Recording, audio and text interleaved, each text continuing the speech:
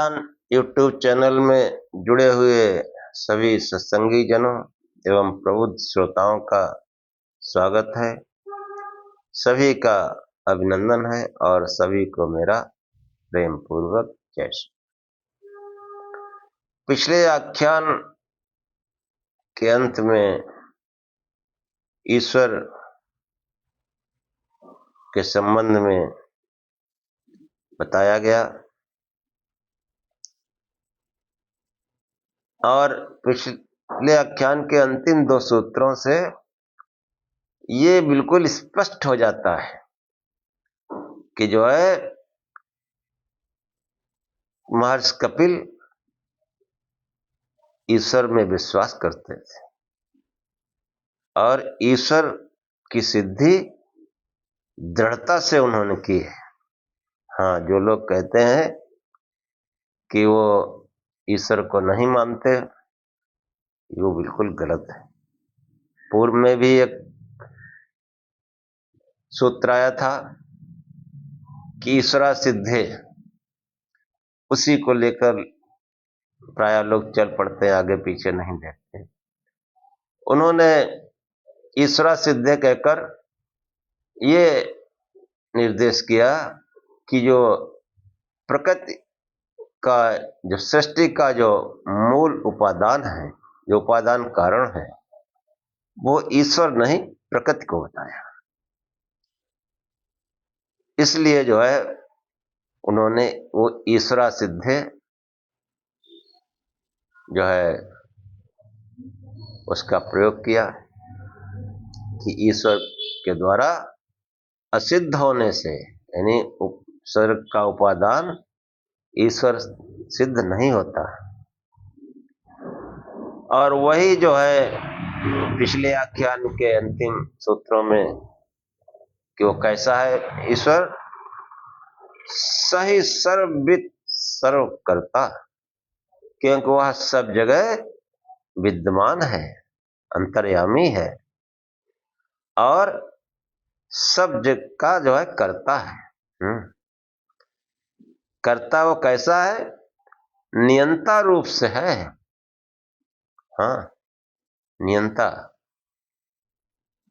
और जो सर्ग का परिणाम है उसका कारण उन्होंने प्रकृति को बताया। और जो अंतिम सूत्र था पिछले आख्यान में, ईदृशे ईश्वर सिद्धि सिद्धा, इस प्रकार के ईश्वर की सिद्धि, सिद्धा मतलब दृढ़ता पूर्वक शास्त्र में की गई। हाँ, वो जो है ईश्वर को जगत का नियंता और अधिष्ठाता बताते हैं। ऐसा वर्णन वेदों में भी आया है। तो उसी आख्यान को क्रमशः आगे बढ़ाते हुए आज का आख्यान प्रारंभ करेंगे। ओम असतो मा सद्गमय तमसो मा ज्योतिर्गमय मृत्योर्मामृतम गमय। हे परमात्मा, मुझे असत्य से सत्य की ओर ले चलो, अंधकार से प्रकाश की ओर ले चलो तथा मृत्यु से अमरता की ओर ले चलो। सांख्य दर्शन के आख्यान को आगे बढ़ाते हुए महर्षि कपिल कहते हैं, प्रधान सृष्टि परार्थम सतो अपि अभोक्तत्वात् पुष्ट कुम्हनवत्, कि जो है प्रकृति से परिणित जगत परार्थ है। कि जो प्रकृति से परिणित, प्रकृति मतलब मूल प्रकृति, शास्त्रार्थम की साम्य अवस्था। शास्त्र में जहां कहीं प्रकृति आया उसको मूल प्रकृति से ही समझना चाहिए। तो कहा प्रकृति से जो है परिणित जगत, उससे जो है जगत परिणित हुआ है, वो परार्थ है। हाँ, कि जो है प्रधान सृष्टि परार्थम, वो दूसरे के लिए है। हाँ, प्रधान सृष्टि परार्थम सतो अभोक्तत्वात्, कि जो है अपने आप प्रकृति के जो है भोक्ता न होने से। हाँ, वो कैसे है? कहते हैं उष्ट कुंकुमन वाहनवत, कि उष्ट कुंकुम वाहनवत।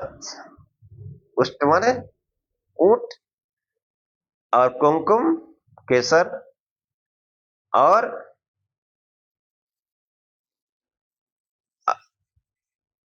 आवाहन वत यानी ढोने के समय। जैसे ऊंट जो है केसर को ढोता है, लेकिन उसके किसी काम का, किसी प्रयोजन में वो नहीं आता, ऐसे ही ये प्रकृति जो है जगत में परिणित होता है, और ये परार्थ है। इसलिए इसके अपने प्रयोग में, अपने के लिए ये कुछ नहीं होता। कि जो है ये जो है, जो परार्थ पद के साथ जो है प्रधान सृष्टि प्रकृति की, जगत की रचना। हाँ, प्रकृति से जगत की रचना परार्थ ही होती है। परार्थ मतलब वो परार्थ नहीं, आत्मा के लिए है। यहाँ परार्थ मतलब वो आत्मा के लिए ही है उसकी रचना, और किसी के लिए नहीं। क्योंकि प्रकृति स्वतः स्वरूप से अभोक्ता है। स्वतः तो वो अभोक्ता है। भोक्ता तत्व चेतन हो सकता है, अचेतन नहीं। कि प्रकृति जो है वो स्वभावता कैसी? अभोक्ता।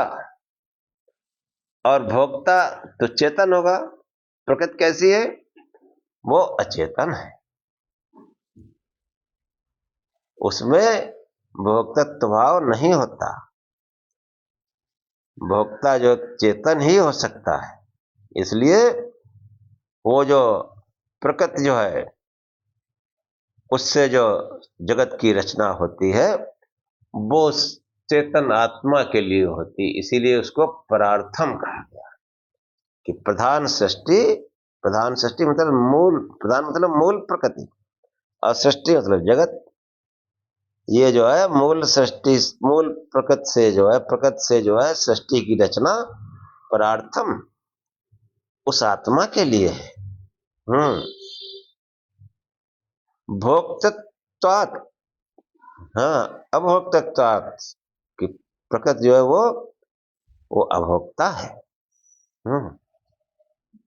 और कैसे प्रार्थ होती है? उसके लिए उदाहरण दिया कि उष्ट कुंकुम आवाहनवत, कि जैसे ऊंट जो है केसर को ढोता है, तो ऊंट किसी अन्य के लिए ढोता है। ऐसे ही ये प्रकृति जो जगत की रचना भी जो है वो अन्य के लिए है, किसी चेतन तत्व के लिए, यानी आत्मा के लिए। ऊंट का दृष्टांत केवल परार्थ प्रवृत्ति की क्षमता के आधार पर दिया गया है। इसमें यह भी रहस्य ध्वनित होता है कि जैसे कुंकुम आवाहन चेतन प्रेरित ऊंट के देह द्वारा ही संभव है। हाँ, कि ऊंट वो चेतन की जो है वो प्रेरित है। हाँ, तभी ऊंट होता है। और कपिल ने जो है ईश्वर को प्रेरक, नियंता, अधिष्ठाता कहा है। और ये वेदों में अगर सूक्ष्मता से जाएंगे तो ऐसा ही वर्णन है। फिर जो है आगे कहते हैं अचेतन प्रकृति में प्रवृत्ति किस प्रकार होती है। तो महर्षि कपिल कहते हैं कि अचेतनत्वेपि क्षीरवच्चेष्टितम प्रधानस्य, अचेतन होने पर भी चेतनाधिष्ठित क्षीर के समान प्रधान प्रकृति की चेष्टतम प्रवृत्ति होती है। प्रधान के अचेतन होने पर भी क्षीर की प्रवृत्ति के समान उसकी प्रवृत्ति होती है। जैसे माता के स्तनों में बच्चे के लिए दूध प्रसत होने लगता है अपने आप, ऐसे ही आत्मा के लिए प्रकृति प्रवृत्त होने लगती है। इस क्षीर के उदाहरण में दो विशेषता है। पहली विशेषता यह है कि दूध का प्रसरण सजीव माता के स्तनों में संभव है, निर्जीव नहीं। हाँ, इस शरीर में आत्मा है, जीव है, उसी में स्तन में दूध आ सकता है, अन्यथा नहीं। उस चेतन की प्रेरणा से जो है दूध स्रवित होता है। ऐसे ही उस चेतन की प्रेरणा से सृष्टि की रचना उस आत्मा के भोग के लिए होती है। कि जो है दूसरी विशेषता क्या है, विशेष अपवादों को छोड़कर माता के स्तनों में दूध अपने बच्चे के लिए प्रस्तुत होता, अन्य के लिए नहीं। पहली विशेषता इसी सूत्र में ध्वनित की गई। क्षीर के दृष्टांत से रहस्य चेतना से प्रेरित अथवा सजीव देह में दूध का प्रस्तुत होना इस बात को स्पष्ट करता है कि प्रकृति में चेतन की अपेक्षा अथवा प्रेरणा के बिना प्रवृत्ति नहीं हो सकती। चेतन की प्रेरणा से प्रवृत्ति होती है। इस प्रकार और भी जगह बताया गया कि जो है यदि दूध में चेतना निरपेक्ष प्रवृत्ति हो तो बच्चे के न होने पर भी, अन्य बच्चे के आने पर भी, बच्चे के होने पर प्रतिक्षण तथा माता की निर्जीव अवस्था में दूध की प्रवृत्ति रहनी चाहिए। पर यहाँ प्रत्यक्षादि प्रमाणों के विरुद्ध है। ये धारणा प्रत्यक्ष प्रमाणों से विरुद्ध है कि अपने बच्चे के लिए ही दूध होता है, अपवाद को छोड़कर। अपवाद इसलिए कि हमारे यहाँ तमाम दाई वगैरह प्रथा रही है, तो अपवाद है, लेकिन वो मुख्यतः जो है अपने बच्चे के लिए ही होता है। तो अपने बच्चे के लिए माता के स्तन में दूध का प्रसरण होता है, वत्स मात्र के लिए नहीं। और कभी माँ अपने बच्चे को भी लात मार देती। इससे ध्वनित होता है कि माता की अपनी अनुकूल स्थिति और बच्चे के लिए स्नेह भावना जो अपने के लिए अधिक संभव हो सकती दूध की प्रवृत्ति के निमित्त होती है। इसलिए दूध की प्रवृत्ति को चेतन निरपेक्ष अथवा स्वतः नहीं कहा जा सकता। ये क्षीर दृष्टांत की दूसरी विशेषता यह कि जो है क्षीर दृष्टांत का अभिप्राय किसी ने प्रकट किया कि जैसे दूध स्वतः बिना किसी चेतन की प्रेरणा से जो है दधि भाव में परिणित होता है, ऐसे प्रकृति की स्वतः प्रवृत्ति हुआ करती है। पर वस्तुतः देखा जाए तो दूध का दधि रूप में परिणित होना स्वतः नहीं होता है। यह दूध को जैसे ही निकाला जाता है, स्वतः परिणित होने के लिए छोड़ दिया जाए तो उसका दधि रूप परिणाम नहीं हो सकता। कालांतर में विकृत होकर कुछ न कुछ परिणाम अवश्य हो जाएगा। दूध का दधि परिणाम होने के लिए उसे ठीक तरह से उबालना, फिर उसके उचित जाबन वगैरह लगाओगे तभी तो बनेगा, ऐसे नहीं। तो ये दधि परिणाम में जो है बाह्य निमित्त की अपेक्षा प्रकृति के स्वतः कहे जाने वाले समस्त विकार चेतन सापेक्ष ही होते हैं। उसके स्वतः केवल इसलिए कहा जाता है कि किसी भी विकार या कार्य रूप में परिणित होने या विकार का उपादान होने के लिए प्रकृति से अतिरिक्त अन्य किसी तत्व की अपेक्षा नहीं होती। और इस अर्थ को जो है और स्पष्ट करने के लिए दूसरे तरीके से कपिल मुनि कहते हैं कि कर्मबद्ध दृष्टेर वा कालादे, कि जो है काल आदि के अनुसार कर्मों यानी क्रियाओं की तरह प्रकृति की प्रवृत्ति होती है, ऐसा देखे जाने से कि भिन्न भिन्न ऋतु आदि के अनुसार किसान आदि का किया हुआ कर्म अपने समय पर फलित होता है। इसी प्रकार प्रकृति परिणाम भी स्थिति के अनुसार हुआ करते हैं। हाँ, कि ऋतु के अनुसार काम करता है किसान, ऋतु के अनुसार ही फसलें आती हैं। कि जो है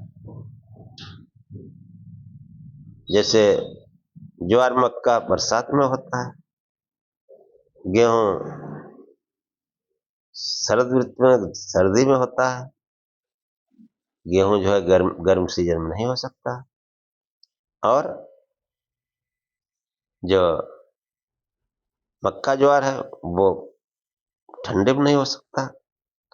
तो ये जो है हर आरोपित बीज ऋतु के अनुसार परिणित और अंकुरित होता है और अपने समय पाकर महान वृक्ष हो जाता है।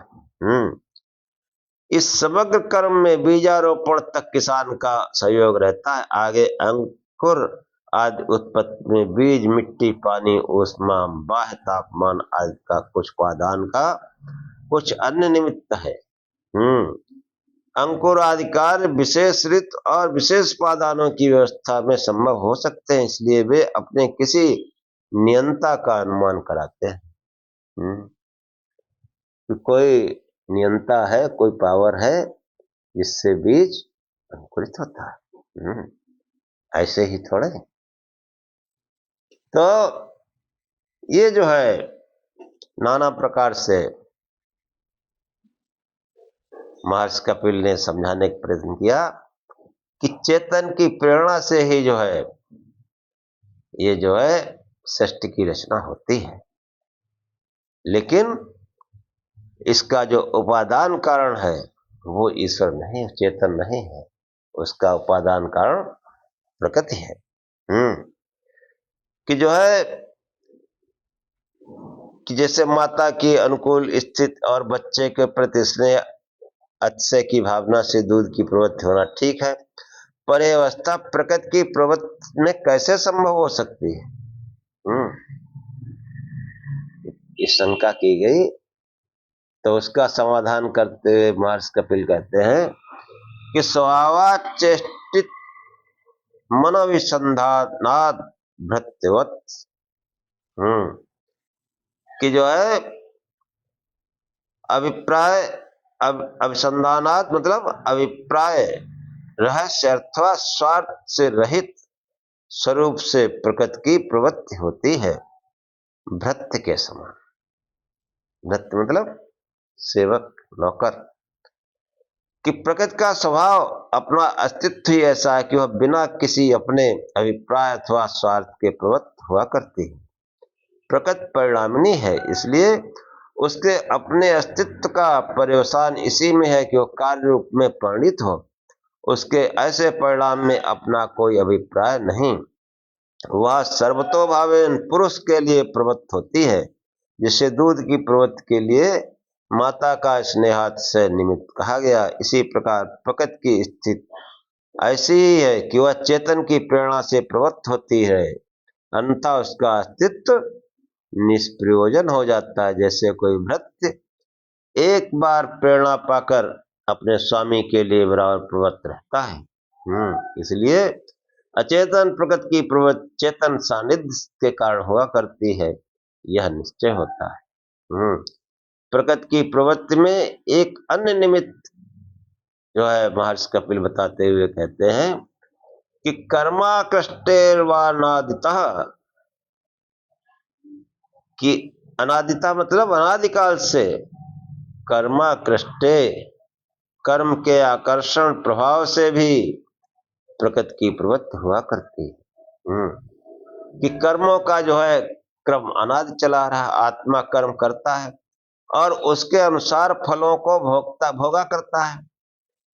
अब शुभ अशुभ सब तरह के कर्म करते हैं मनुष्य, अब उनको भोग कैसे प्राप्त होंगे? इसलिए भी प्रकृति की प्रवृत्ति होती है। अनादि कर्मों का आकर्षण यानी प्रभाव भी प्रकृति की प्रवृत्ति में निमित्त हुआ करता है। प्रधान की प्रवृत्ति और उसके निमित्तों का जो है आख्यान किया गया। इस प्रसंग में प्रधान की निवृत्ति के कारण का सूत्रकार निरूपण करता है कि इससे जो है कैसे छुटकारा पाया जाएगा, कर्म बंधन से कैसे मुक्ति पाएंगे। तो महर्षि कपिल कहते हैं कि विविक्त बोधात षष्ठ निवृत्ति प्रधानस्य सुवद्वत् पाके, कि आत्मा का ज्ञान हो जाने से प्रकृति की सर्ग रचना की निवृत्ति हो जाती है आत्मज्ञान के द्वारा। पकाने का कार्य हो जाने पर पाचक की प्रवृत्ति के समान। कि विवेक ज्ञान हो जाने पर आत्मा के लिए प्रधान की सृष्टि समाप्त समझनी चाहिए।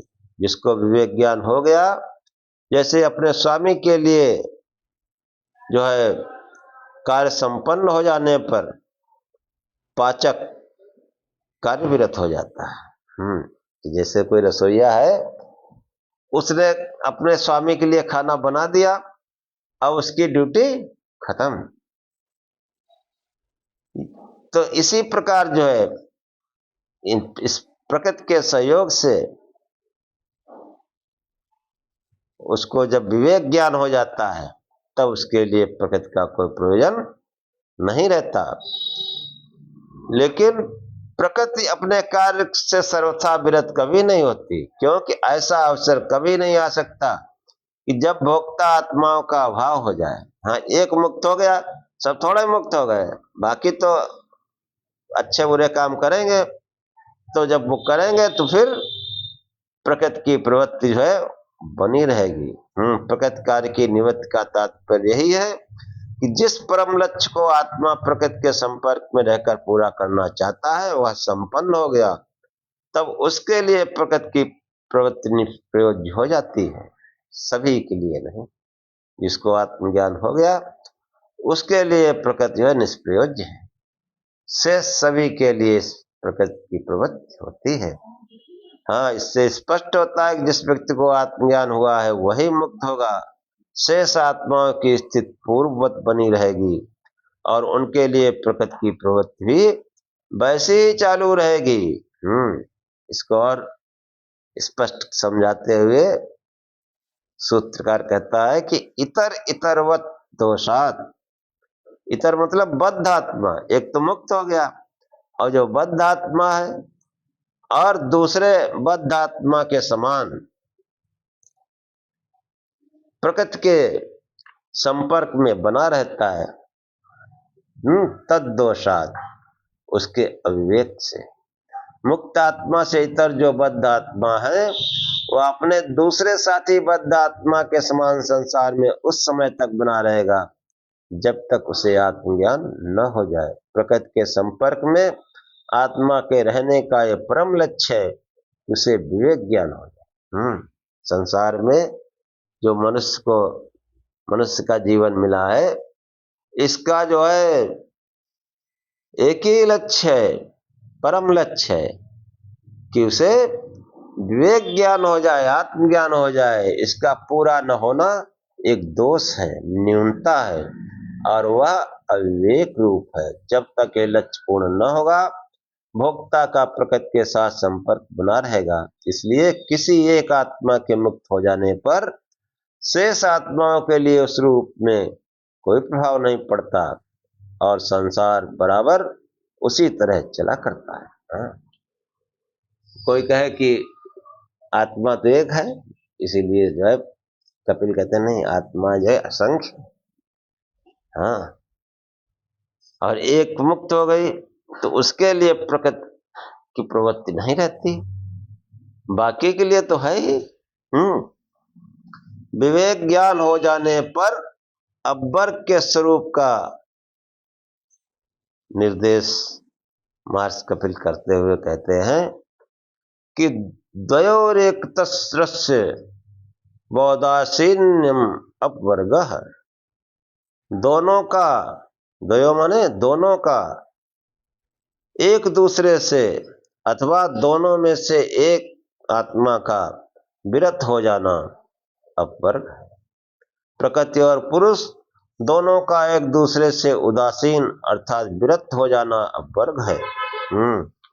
अथवा इन दोनों में से एकतर चेतनात्मा का विवेक ज्ञान हो जाने के कारण प्रकृति के संपर्क में न रहना अब्बर कहलाता है। बचता प्रकृति तो एक आत्मा के मुक्त हो जाने पर बिना किसी थोड़ी भी रद्दोबदल के ठीक उसी रूप में बराबर चालू रहती है।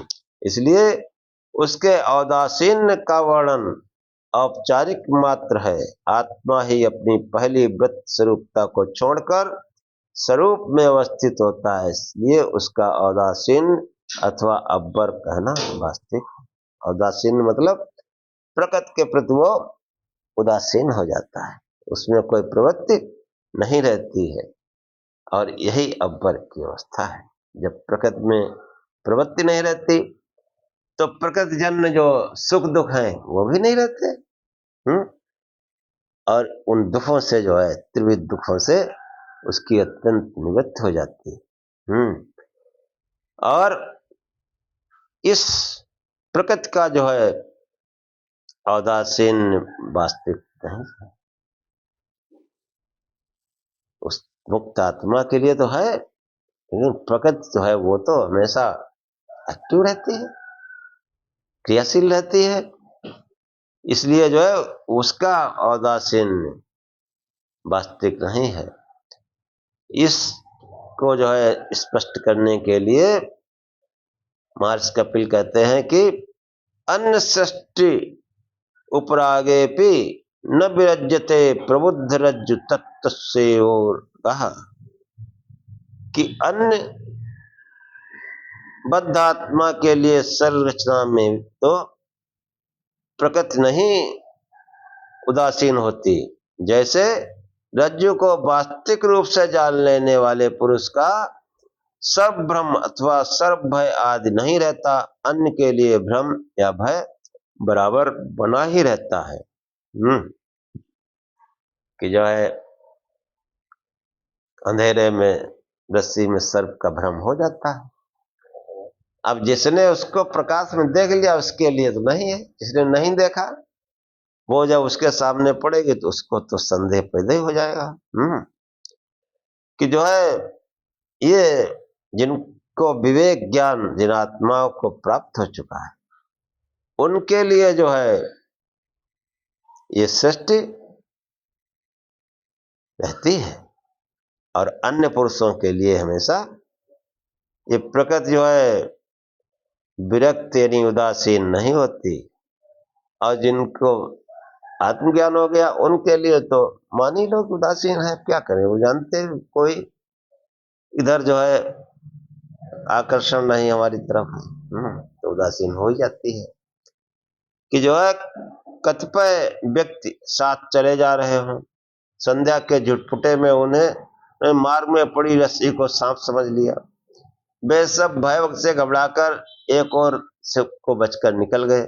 उनमें से एक व्यक्ति अगले दिन प्रातःकाल उसी मार्ग से निकला, उसने सूर्य प्रकाश में देखा कि रात अंधेरे में जिसको मैंने सांप समझा था वो वास्तव में रस्सी है, उसका भ्रम एवं भय निवृत्त हो जाता है। पर अन्य व्यक्तियों का नहीं, जिन्हें उस स्थल में रस्सी और सांप के विवेक का ज्ञान नहीं हुआ, भय आज बराबर बना रहता है।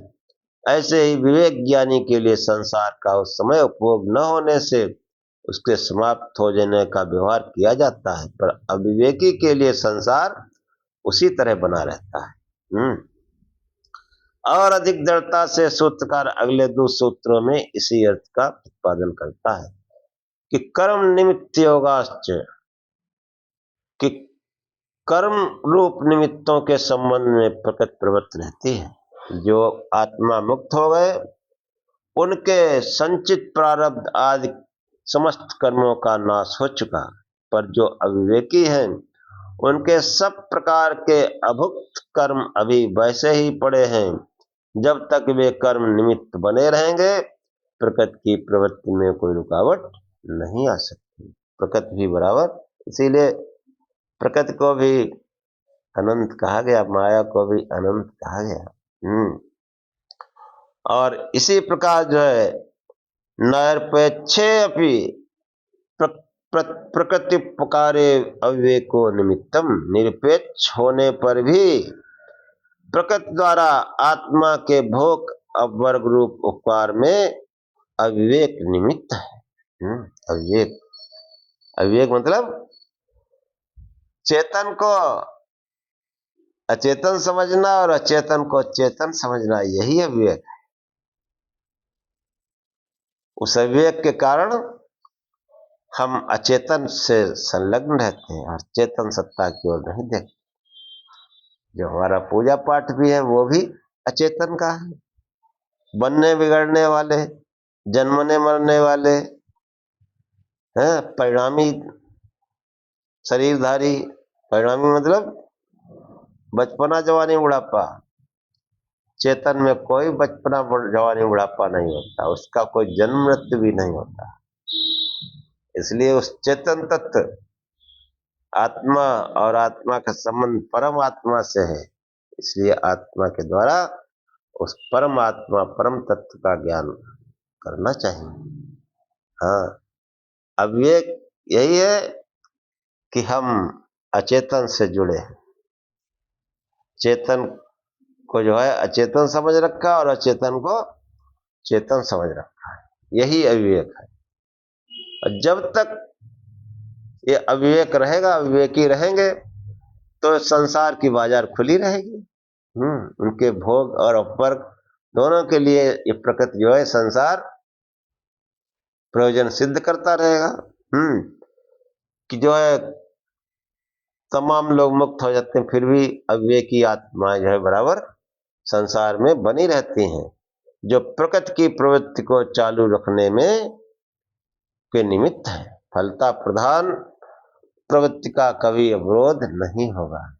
ये संसार ऐसे ही बना रहेगा। इसीलिए सांख्य में जो है ईश्वर, जीव और ईश्वर आत्मा, परमात्मा और प्रकृति तीनों को नित्य कहा। ये जो है तीनों नित्य है।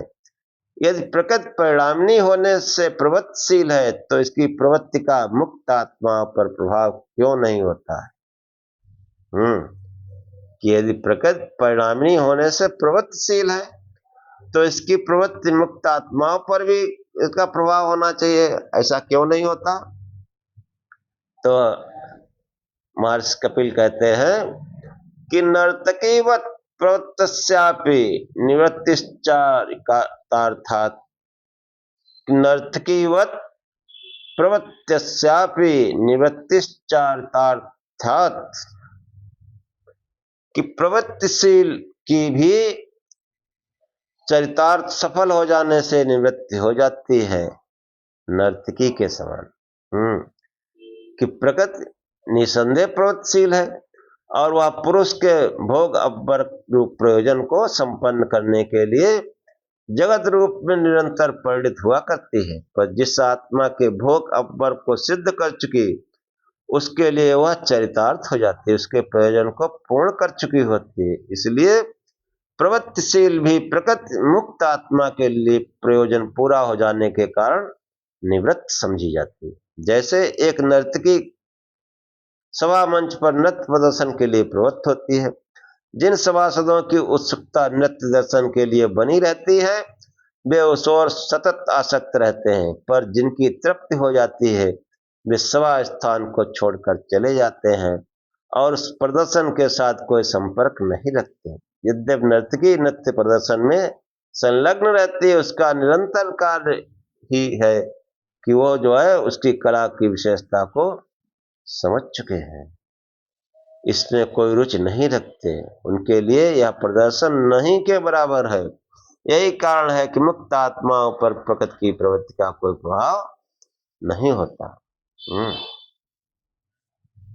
जैसे नर्तकी नाच रही है, कुछ लोग जो है वो चले जाते हैं बीच मुट के, ठीक है, उनका कोई आकर्षण उसमें नहीं रहता, तो नर्तकी का डांस वो भी उदासीन हो जाती, ठीक जा रहे जाने दो, क्या करें। ऐसे ही ये जो संसार है, जगत की रचना है, जिसने आत्मज्ञान पा लिया वो इस बंधन से मुक्त हो जाता है। प्रकृति भी कहती ठीक जा रहे, और जो उसमें रत है, जिनको जैसे नर्तकी का नृत्य जो है अच्छा लग रहा है, उधर आकर्षित है, तो उनके लिए वो उसका नृत्य चलता रहता है। ऐसे ही जिनका इस संसार में आसक्ति है, भौतिक पदार्थों में आसक्ति है, उनके लिए सृष्टि की प्रवृत्ति बराबर बनी रहती है नर्तकी के समान। कि यद जो है नर्तकीवत प्रवृत्तस्यापि निवृत्तिश्चारितार्थात्, निवृत्त लोगों के चरितार्थ होने के बाद भी जो है प्रवृत्त लोगों के लिए, जिनका संसार में आकर्षण है, उनके लिए इस सृष्टि की प्रवृत्ति बराबर बनी रहती है, जैसे नर्तकी के समान। और देखो, हमारे ऋषि मुनि नाना प्रकार से समझाते हैं किसी बात को, बहुत विश्लेषण करके, तमाम तरीकों से, कि किसी तरीके से समझ में आ जाए, एक नहीं दूसरा, दूसरा नहीं तीसरा। इसी को जो है आगे और स्पष्ट करने के लिए कहते हैं कि दोष बोधोपि नोपसरणम प्रधानस्य कुल बधुवत, कि दोष जान लेने पर भी तो प्रधान प्रकृति का प्रवृत्त होना नहीं रहता, कुलवधु के समान। जैसे कुलवधु अपने कोई दोष प्रकट हो जाने पर लज्जाशील बनी अपनी स्वामी के सन्मुख जाने का साहस नहीं करती, ऐसे ही प्रकृति अपने परिणामिता दुखात्मक आदि दोषों के जान लिए जाने पर लज्जाशील सी बनी हुई मानो उस अज्ञानी आत्मा के सम्मुख जाने का प्रोत्साहन नहीं होती है। तो कैसा उदाहरण दिया, जैसे कुलवधु है, उसमें कोई दोष है, उसके पति ने जान लिया तो वो लजाती है उसके तरफ जाने से। ऐसे ही इन सांसारिक भोगों के दोषों को जब जानकर कोई आत्मा मुक्त हो जाता है तो प्रकृति भी उसके सम्मुख जाने में लजाती है, कुलवधु के समान। तो उसको प्रोत्साहित नहीं होती है। इस प्रकार विवेक ज्ञान हो जाने पर मुक्त आत्मा के लिए प्रकृति के निवृत्त हो जाने का वर्णन किया जाता है। यद्यपि प्रकृति की प्रवृत्ति सदा बनी रहती है, जो मुक्त आत्मा को प्रभावित नहीं कर सकती। आत्मा स्वभावता न बद्ध है न मुक्त है, इसी अर्थ का जो है निर्देश सूत्रकार करता है। ये न कोई सोचे आत्मा बद्ध है या मुक्त है, वो तो जो है सदैव अपने एक ही स्वरूप में रहती है। ये अविवेक के कारण ऐसा होता है बंधन, कि नैकांततो बंध मोक्ष पुरुषस्य विवेकाद्यते। अविवेक से अविवेक से बिना पुरुष यानी चेतन आत्मा के बंध और मोक्ष अव्यभिचरित रूप से नहीं होते, कि पुरुष के बंध और मोक्ष एकांतता नहीं होते। आत्मा केवल बद्ध हो अथवा केवल मुक्त हो, ऐसा नहीं। वह अविवेक के बिना बद्ध नहीं हो सकता और विवेक के बिना मुक्त नहीं हो सकता। जब तक अविवेक है, अचेतन में संलग्न है, तब तक वो बंधन से मुक्त नहीं हो सकता। और जब वो चेतन से जुड़ा हुआ है, अचेतन को से उदासीन हो जाता है, विरक्त हो जाता है, तब वो जो है उसको विवेक हो जाता है। और ये जो है दोनों यथाक्रम बंध और मोक्ष के प्रयोजक होते हैं, विवेक और अविवेक। फलता आत्मा की सदा बद्ध अथवा सदा मुक्त नहीं कहा जा सकता। आत्मा का वास्तविक स्वरूप चेतन है, जो सदा एक रूप रहता है, उसमें कोई बंध मोक्ष नहीं। जो भी बंध मोक्ष है वो अविवेक के कारण और विवेक के कारण। कि आत्मा सदा चेतन है, बंध और मोक्ष उसकी दो अवस्था मात्र है, जिनमें से एक के भाव में दूसरी का अस्तित्व रहता है। अगर विवेक नहीं है तो अविवेक रहेगा तो बंधन रहेगा, और विवेक है तो विवेक नहीं रहेगा तो बंधन मुक्त हो जाएगा। बंध और मोक्ष पदों का प्रयोग प्रकृति के लिए भी प्रकारांतर से किया जाता है। प्रकृति के लिए भी, कि प्रकृतिर आज्यस्यात् ससंगत्वात् पशुवत्। आपातः प्रकृति के बंध और मोक्ष होते हैं, संसर्ग होने से पशु के समान। कि मतलब आपातता ये कहा जा सकता है कि बंध और मोक्ष प्रकृति के होते हैं, क्यों? प्रकृति संग सहित है। सत्वतम गुणों का परस्पर अनिवार्य सहयोग ही संग है। इसी को संघात कहते हैं। प्रकृति का यही स्वरूप है, इसलिए यह ससंग है। सत्व आदि गुण एक दूसरे के साथ जुड़े हुए हैं। जो जुड़ा है वो बंधा है। इसी प्रकार उसका बद्ध होना अनायास सिद्ध होता है। जब कोई आत्मा मुक्त हो गया तो स्पष्ट है उसके लिए प्रकृति को कुछ करना नहीं पड़ता। इस प्रकार उसका मुक्त होना भी कहा जा सकता है कि प्रकृति, उसका भी काम खत्म, वो भी मुक्त। हाँ, उस मुक्त आत्मा के लिए बाकी का प्रयोजन उसका चलता रहता है। इसलिए प्रकृति को भी आपातता प्रत्यय आजस्यात् ससंगत्यात् पशुवत। जब एक पशु रस्सी से बंधा होता है और अपने स्वामी के लिए कार्य करता है तो वो बद्ध कहा जाता है। पर जब रस्सी से छूट जाता है तो अपने स्वामी के लिए कुछ करना शेष नहीं रहता, तब वह मुक्त है। यह स्थिति प्रकृति में है। इस प्रकार मोटे तौर पर कहा जा सकता है कि बंध और मोक्ष प्रकृति को होते हैं, परंतु विषय वर्णन का एक प्रकार मात्र है। बंध मोक्ष अवस्था चेतन आत्मा की ही।